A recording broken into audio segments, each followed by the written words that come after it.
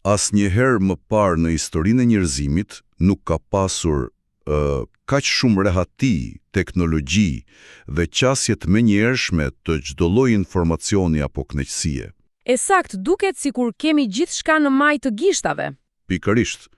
Jetojmë në një epokë ku ushqimi vjen te dera vetëm me një buton, ku sëmundjet që dikur shfarosnin popullata të tëra tani kurohen me një pilulë të vetme.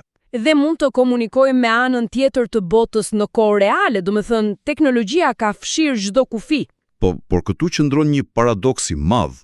Me gjithë këtë bollëk material, krizat e mungesës së kuptimit, të ankthit ekzistencial dhe asaj ndjesisë së zbrastisë nuk kanë qenë kurrë më të larta.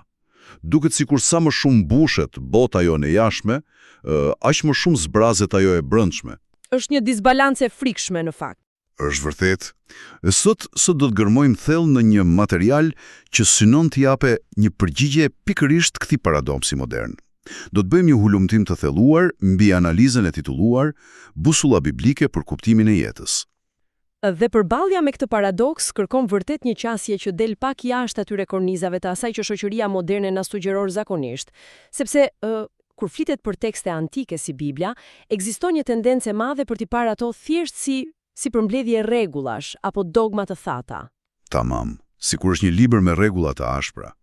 Ashtu është, por ajo që ky burim bën sot është një zhveshje e plotë e këtyre koncepteve nga i zhargoni i rënd teologjik. Pra, tregon arkitekturën e vërtet psikologjike dhe ekzistenciale që këto tekste ofrojnë. Qëllimi i këtij hulumtimi nuk është absolutisht një leksion historie. Jo, asnjë lloj fjalori të komplikuar.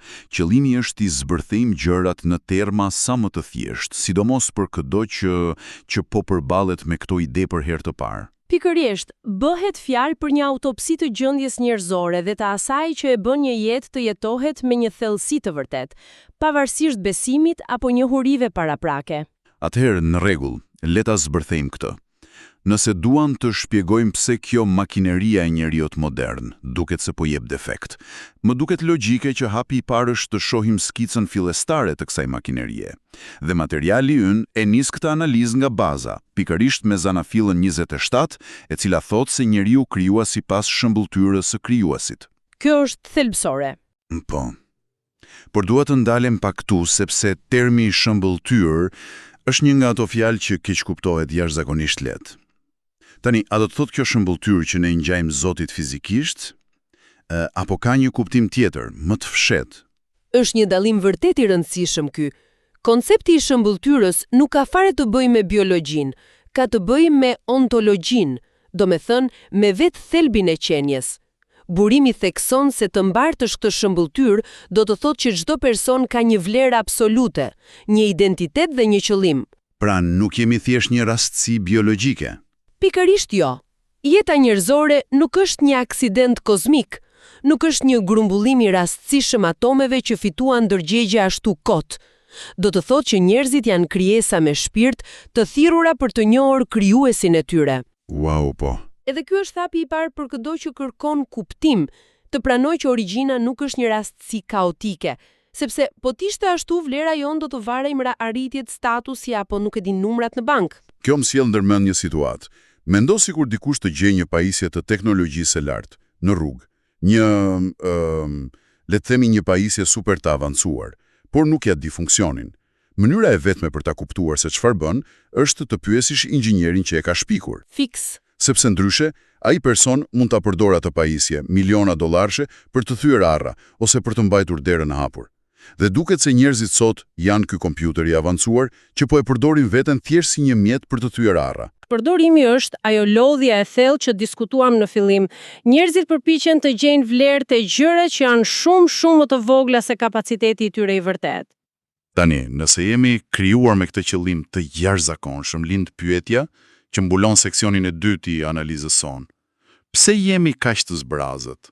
Sepse kjo ndodh kur e kërkojmë kuptimin në vendet e gabuara, te pasuria, fama apo pushteti.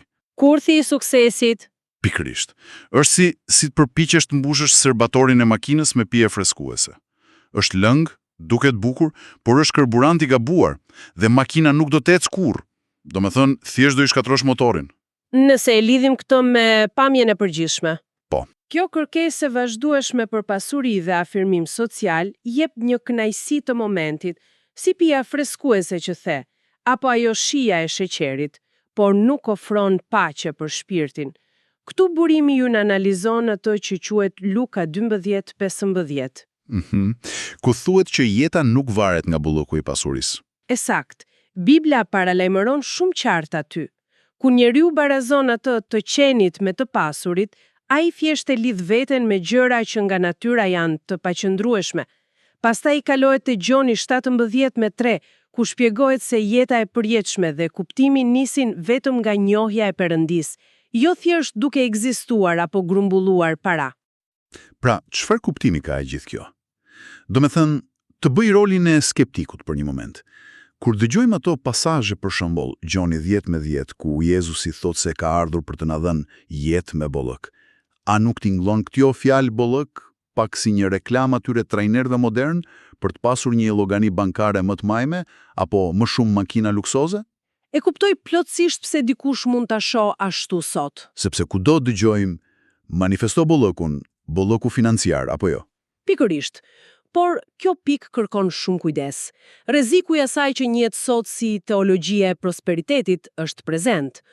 Por bollëku biblik është krejtësisht i ndryshëm nga ai material. Pra, nuk bëhet fjalë për para. Absolutisht jo. Le të shohim çfarë paketimi përfshin ky bollëk nga burimi. Ai ofron paqe të brendshme, falje, shpresë, drejtim dhe sigurisht jetën e përjetshme. Ky është një paketim shpirtëror dhe është më i lartë sepse është i pavarur nga rrethanat. Kjo është interesante. Do me thonë, vulnerabiliteti është ndryshimi. Nëse lumturia varet te portofoli, një krizë ekonomike të asgjëson atë paqe brenda një nate. Esakt. Bolluku i vërtet të pajis me një stabilitet që nuk shkatërrohet nga furtunat e jetës. Tani, këtu bëhet vërtet interesante, sepse sapo arrihet ky bollëk i brendshëm, ai nuk mund të mbahet vetëm për vete. Bolloku i vërtet sipas materialit kërkon patjetër të ndahet me të tjerët. Ndryshe ndodh ajo që u përmend në analogjinë mes një lumi dhe një kënete. Ajo është një metaforë fantastike. Po, sepse e shiko, këneta e merr ujin e pranon ujin e shiut, por nuk e lejon të rrjedh, e mban për vete. Dhe me që nuk ka qarkullim, uji stanjon, fillon të prishet dhe nuk jep më jetë. Ndërsa lumi e merr ujin nga burimi dhe e kalon me njëherë më tej. Është vazhdimisht në lëvizje, ushqen tokat anash dhe mbetet i pastër. Ajo që është më gjepse se këtu është lidhja e pandashme mes asaj që mund ta quajmë gjeometria vertikale dhe horizontales në besim. Si ta kuptojmë këtë vertikales dhe horizontales? Burimi analizon atë që gjendet te Mateu 22. Aty thuhet: "Duaj Zotin me gjithë zemrën tënde." Ky është dimensioni vertikal, lidhja me burimin ashtu si lumi merr ujin nga mali. Por pastaj thuhet: "Duaj të afërmin tënd si vetveten." Ky është dimensioni horizontal. Të theksoj diçka këtu. Kuptimi i jetës përmbushet duke ndihmuar të tjerët dhe duke përdorur dhuntit tona për të mirën e botës. Pra, dashuria dhe shërdimi rreshtohen si prova. Nuk jemi krijuar për të jetuar si koneta të mbyllura. Kjo jep atij dimensioni shpirtëror një aplikim totalisht praktik çdo ditë, apo jo? Fiks. Dhe asnjë dimension nuk bieton dot pa tjetrin. Nëse thjesht ndihmon njerëzit por s'ke një lidhje me burimin tënd, pra horizontale pa vertikalen, përfundon i raskapitur. Përpiqesh të jesh lum por s'ke burim uji. Tamam, është ajo lodhja e famshme që njerëzit përjetojnë kur duan të ndryshojnë botën vetëm me forcat e tyre. Por të kalojmë në një tjetër variabël që materiali e prezanton aty nga fundi. Seksioni i fundit e merr gjithë këtë bukurinë e dashurisë dhe i shton një element kohe, si një katalizator. Referohet Jakobi 4:14. Po, pasazhi i famshëm i avullit. Pikërisht aty theksohet se jeta përshkruhet si një avull që duket për pak dhe pastaj humbet. Tani, të jemi sinqert, a nuk është kjo pak e frikshme?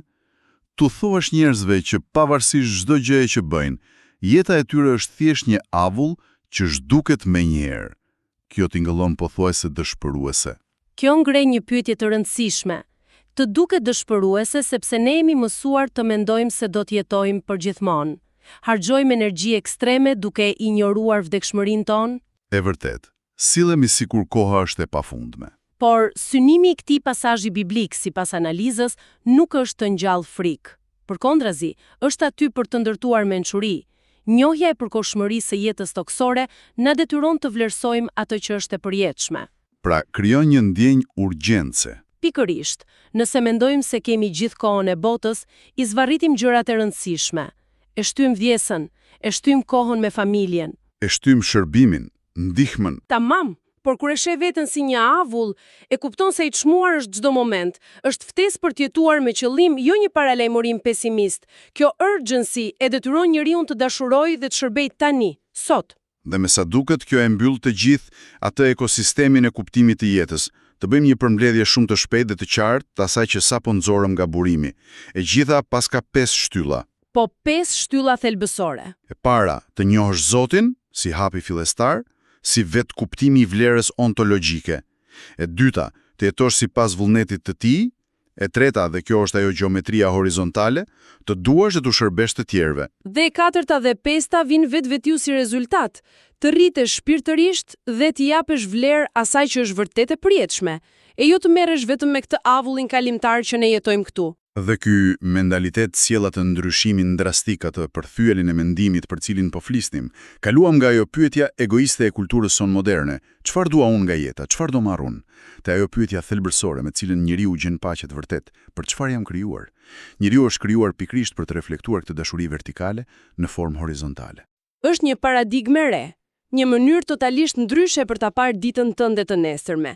Dhe me që jemi te kjo paradigma e ndryshimit të fokusit, dua të në diçka për t'u bluar në mendje, ndoshta përtej tekstit të drejt për drejt. Sigurisht, dëgjojmë. Nëse jeta jonë fizike është vërtet si një avull që ngrihet dhe zhduket shpejt, a mos ndoshta impakti i dashurisë dhe shërbimit që lëm te të tjerët është kompensimi?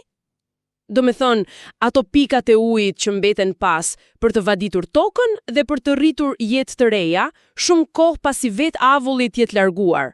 Cila është gjurma që po lë avulli ynë sot? Wow. Është një mendim vërtet i jashtëzakonshëm për ta mbyllur këtu. Faleminderit që na ndoqët në këtë hulumtim të thelluar. Shihni me vëmendje ujin që po lini pas.